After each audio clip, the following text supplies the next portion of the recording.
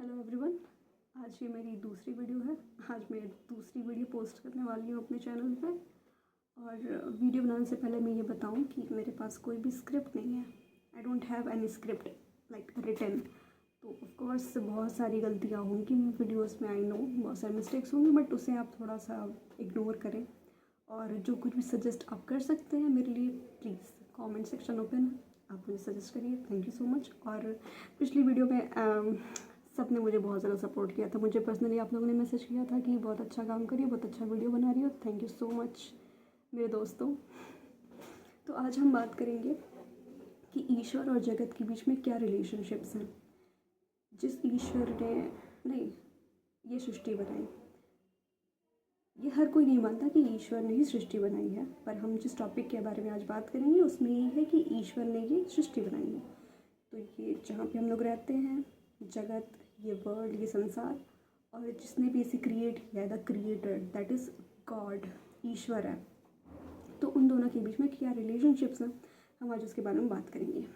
तो आज का टॉपिक होगा हमारा डीज़म। डीज़म मतलब होता है देववाद, और ये आता है मोनिज़म से। ठीक है, मोनिज़म है एक ईश्वरवाद। इसका मतलब है कि the absolute being which is not dependent on anyone else for its existence. एक ऐसा एब्सोल्यूट बीइंग जिसके पास वो किसी और पे डिपेंडेंट नहीं है अपने एग्जिस्टेंस के लिए, कि मतलब इसे किसी और चीज़ की ज़रूरत नहीं, किसी और बीइंग की ज़रूरत नहीं है। Living thing, non living thing, transcendental thing, कुछ मतलब किसी और चीज़ की ज़रूरत नहीं है इसके एग्जिस्टेंस के लिए। तो वो है गॉड, वो ईश्वरवाद बताता है, ये कॉन्सेप्ट देता है। और मोनिज़म के अंदर है हमारे 4 पार्ट्स, जो कि है डीज़म, थीज़म, पैनथीज़म और पैनेंथीज़म। तो आज हम बात करेंगे डीज़म की, जो कि है देववाद। तो पहले मैं आपको थोड़ा सा शॉर्ट में कुछ लाइक समरी टाइप में आपको बता दूँ हल्के हल्के में, कि डीज़म में है ईश्वर और जगत के बीच डिफरेंस में, खैर आई एम सॉरी, ईश्वर और जगत के बीच जो रिलेशनशिप्स है वो बताया गया है। ठीक है, और इसमें ये बताया गया है कि ईश्वर ही जो है वो एब्सोल्यूट बीइंग है और इसी ने वर्ल्ड को क्रिएट किया है। ठीक है, और क्रिएशन के 2 काउजेस हो सकते हैं, मतलब एक मटेरियल काउज होता है, एक एफिशिएंट काउज होता है। मैं बताऊं एफिशिएंट काउज और मटेरियल काउज क्या होता है। एफिशिएंट काउज ये बताता है कि किसी चीज़ को कैसे बनाया गया या किसने बनाया है। ठीक है, और मटेरियल काउज ये होता है कि किसी भी चीज़ को बनाने में क्या मटेरियल यूज़ हुआ है, सांसारिक चीज़, भौतिक चीज़, या कोई भी material. Like I have this spoon, wooden spoon I have this. ठीक है, अब मैं इनसे आपसे पूछूंगी कि ये किसने बनाया है, तो ये या तो मशीन ने बनाया है या तो किसी कारीगर के द्वारा बनाया गया है।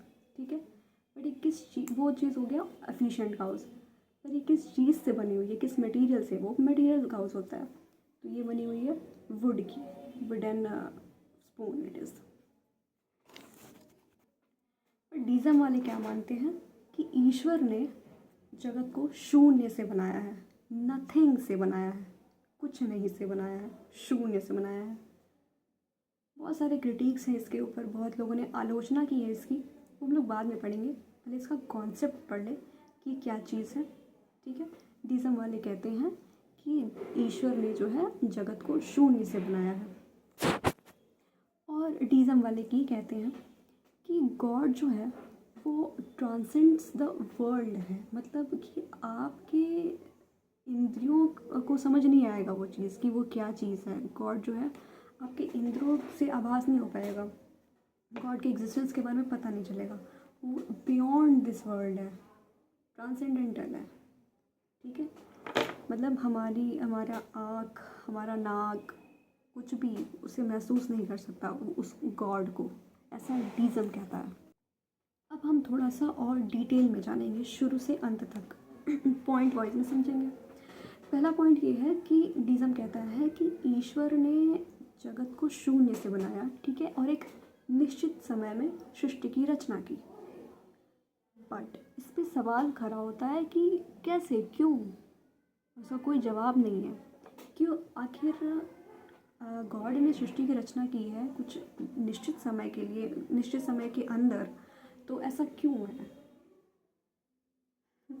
क्योंकि चीज़ें क्रिएट होती रहती हैं सृष्टि में, बनती बिगड़ती रहती हैं। और गॉड ने अगर शून्य से बनाया तो कैसे बनाया, किसी निश्चित समय बनाया तो क्यों बनाया, और इसका आंसर डिज़म नहीं दे पाता है। दूसरा पॉइंट ये है कि डिज़म ये कहता है कि गॉड जो है वो सगुण है, साकार है और शरीरधारी है। समझ रहे हैं आप? सगुण मतलब जिसके पास कोई क्वालिटीज़ हो, साकार मतलब जिसके पास कोई आकार हो, किसी शेप का हो, और शरीरधारी मतलब कि उसका कोई बॉडी स्ट्रक्चर हो, वो किसी बॉडी में प्रेजेंट हो, उसके पास शरीर हो। और ये तीन चीज़ें जिस भी चीज़ में है ना, वो चीज़ लिमिटेड हो जाती है। ये जो तीन गुण है, जैसे कि सगुण है, साकार है, शरीरधारी है, तो ये चीज़ लिमिटेड हो जाएंगी। जैसे ये एक ग्लास है, ठीक है, ये भी सगुण है, ये भी साकार है और ये भी शरीरधारी है। शरीरधारी कह सकते हैं, सिर्फ हमारे पास ही शरीर नहीं, सबके पास शरीर है जिसका आप शेप ले सकते हैं, जिसको आप देख सकते हैं, जो दिख रहा है किसी शेप में है, शरीरधारी ही है वो। ठीक है, तो इस ग्लास के पास गुण है, इसके पास क्वालिटी है कि ये वाटर अपने अंदर रख सकता है। ठीक है, और इसका साकार भी है, साकार भी, इसके पास आकार भी है, शेप भी है। ठीक है, शरीरधारी भी है। ये चीज़ जो है लिमिट कर देती है किसी भी चीज़ को, ये एक लिमिट में आ गया। अब ये क्या बढ़ पाएगा, घट पाएगा, कहीं एक जगह से दूसरी जगह जा पाएगा, ऐसा समथिंग, ऐसा कुछ भी नहीं कर सकता है। ये ट्रांसेंडेंट नहीं कर सकता, टेलीपोर्टेशन नहीं हो सकता इसका। ठीक है, इसके पास लिमिट्स हैं। तीसरा पॉइंट ये कहता है कि जो गॉड है वो ट्रांसेंडेंटल है,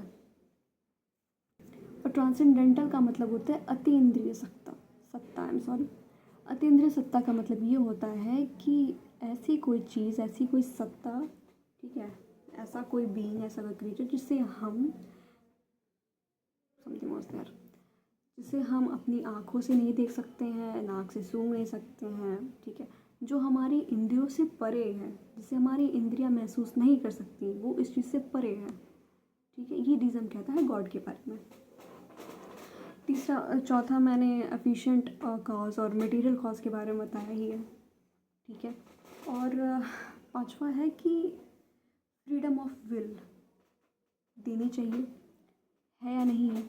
ये बहुत ही ज़्यादा कंपल्सरी है फ्रीडम ऑफ विल। अगर आप गॉड में बिलीव करना चाहते हैं तो आपके पास दो चीज़ें बहुत ही ज़्यादा ज़रूरी मात्रा में आ जाती है, एक फ्रीडम ऑफ विल होता है, ठीक है, और एक डिवाइन लॉज। ऐसा डिज़म ने कहा है, फ्रीडम ऑफ विल ये है कि आपके अंदर कुछ भी करने की विल पावर है, आप कुछ भी कर सकते हैं आप चाहें तो। ठीक है, बट ऐसा नहीं है, आप कुछ भी नहीं कर सकते। अगर आप कर्म की फिलॉसफी से अगर हम गीता पढ़ते हैं तो गीता में ये लिखा हुआ है कि कुछ भी आप अपने हिसाब से नहीं कर सकते, जो कुछ भी वो पहले से लिखा हुआ है, जो कुछ भी है, जो कुछ भी वो पहले से लिखा हुआ है वो आपके हाथ में नहीं था। तो फिर यहाँ पे हमारी फ्रीडम ऑफ विल छिन गई ना। जब सब कुछ पहले से लिखा हुआ है, सब कुछ ऑलरेडी निर्धारित है, तो हम कुछ भी कर रहे हैं। अभी जो मैं बैठ के वीडियो बना रही हूँ, ये सब भी पहले से निर्धारित है। ठीक है, तो फ्रीडम ऑफ विल बहुत ही ज़्यादा कंपलसरी है अगर आप ईश्वर को मान रहे हैं तो। और डिवाइन लॉज के बारे में बात हो रही है। डिवाइन लॉज मतलब कि गॉड ने इस वर्ल्ड को क्रिएट किया, ठीक है, और वो उन्होंने कुछ लॉज बनाए हैं इस दुनिया के लिए, ठीक है, जिन्हें हम लोग मोरल, लाइक जो लॉज बहुत मोरल हैं, बहुत एथिकल हैं। ठीक है, जैसे कारण कार्य की सिद्धांत, काउज एंड इफेक्ट थ्योरी कहते हैं उसे। फिर किसी वीडियो में आपको मैं ज़रूर समझाऊंगी वो चीज़। ठीक है, वो चीज़ें हैं। तो डिज़म कहता है कि गॉड ने सृष्टि की रचना की और ऐसे ट्रांसेंडेंट कर गया कि ट्रांसेंडेंटल है गॉड, कहीं तो चले गए बहुत ऊपर। ठीक है, बियॉन्ड दिस वर्ल्ड चले गए हैं, लेकिन इस वर्ल्ड में चीज़ें सही ढंग से चलती रहे, वो डिवाइन लॉज भी देखे गए हैं यहाँ पे, ये डीज़म कहता है। लेकिन गॉड तो गॉड हो गए, कर तुम अकर तुम अन्यथा कर तुम, ठीक है। ये वाला जो लाइन है का यही मतलब है कि कुछ करने की शक्ति, कुछ ना करने की शक्ति, या किसी काम को अन्य तरीके से करने की शक्ति जो है वो ईश्वर के पास है, ठीक है। तो हमारे पास फ्रीडम ऑफ विल भी नहीं है।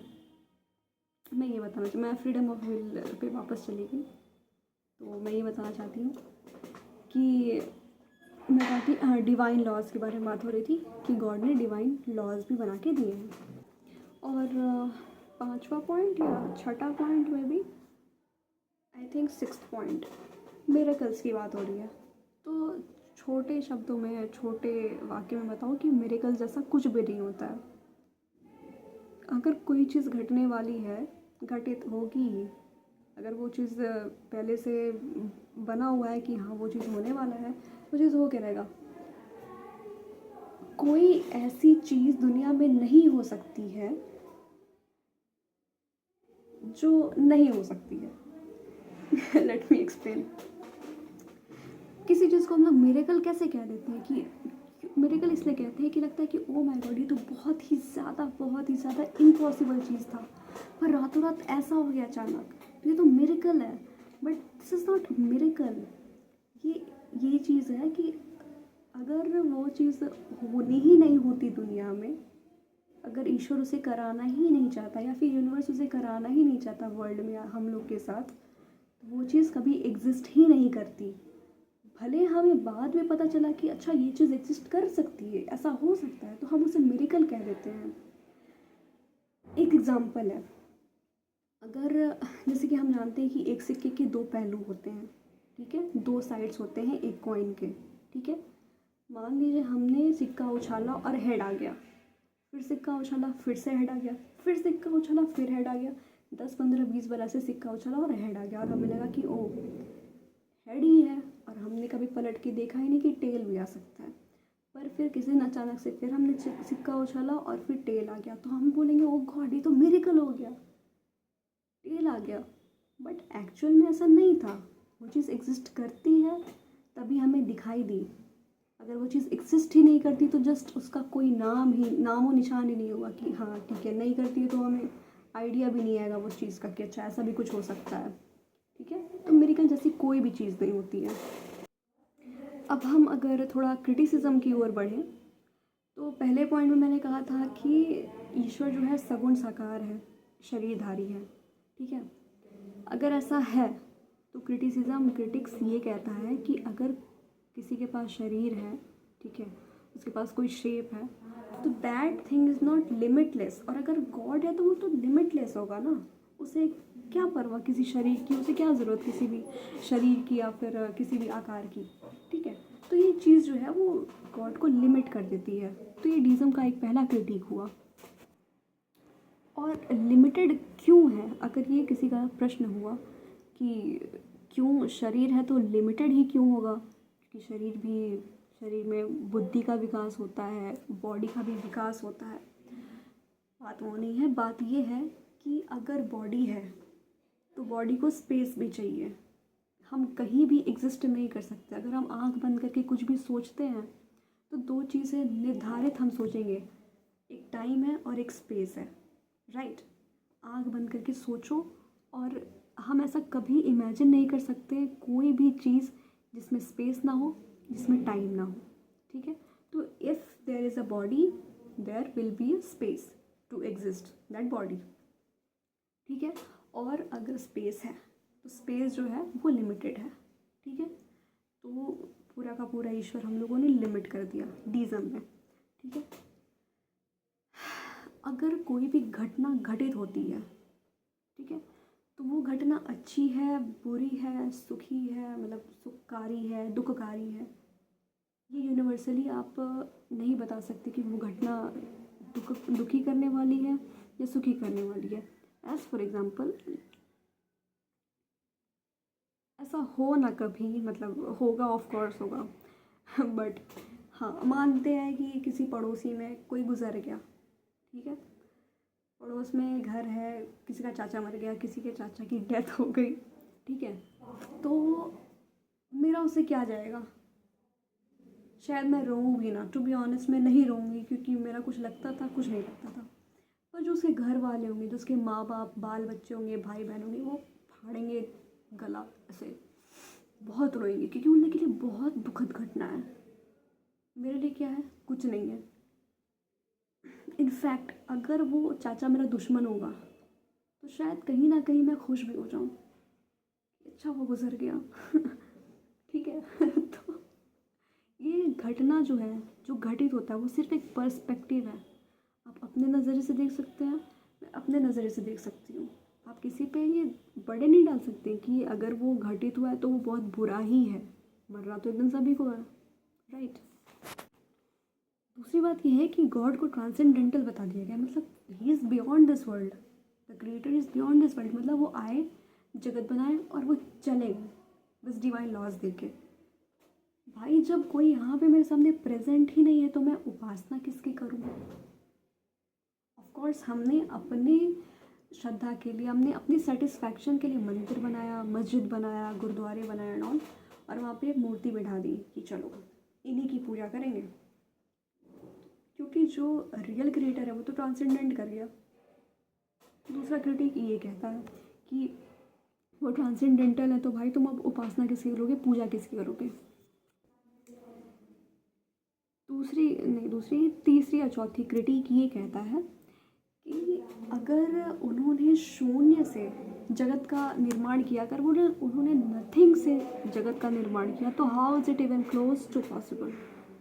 क्योंकि शून्य से क्या ही ये असत चीज़ है, असत्य नहीं, असत, जिसका एग्जिस्टेंस ही नहीं है इस वर्ल्ड में या मेटाफिजिकल वर्ल्ड में भी। इसका मान लीजिए मैं आपको बोलूँ कि आप एक सर्कुलर ट्रायंगल सोचिए उसके बारे में, कि एक सर्कुलर ट्रायंगल का बैकग्राउंड नॉइज़ के लिए I am very very sorry, I don't have a microphone. So अगर मैं कहूँ कि आप सर्कुलर ट्रायंगल के बारे में सोचिए, तो कैन यू इमेजिन, या तो आप सर्कल सोचेंगे या तो ट्रायंगल सोचेंगे, बिकॉज सर्कुलर ट्रायंगल एग्जिस्ट ही नहीं करता, ठीक है। आप नथिंग से वर्ल्ड कैसे बना रहे हैं, कुछ भी नहीं और आपने वर्ल्ड बना दिया, इट इज़ नॉट पॉसिबल। डिज़म के क्रिटिक्स में ये कहा गया है। क्रिटिक्स सारे ख़त्म हो गए और मैंने कॉन्सेप्ट भी क्लियर कर दिया। मेरे ख्याल से इतना ही था डिज़म में। और भी आपको कुछ पता हो तो प्लीज़ प्लीज़ प्लीज़ कमेंट में बताइए, जो भी सजेशन देना हो प्लीज़ दीजिए, मुझे बहुत ही ज़्यादा अच्छा लगेगा। अगर आप तो मुझे कुछ सजेस्ट करते हैं तो मुझे काफ़ी अच्छा लगता है, ठीक है। और कुछ अगर मैंने गलती से भी कुछ गलती एक्सप्लेन कर दिया हो तो आप वो भी बता सकते हैं। Thank you so much for watching my video. कल फिर आऊँगी, बाय बाय।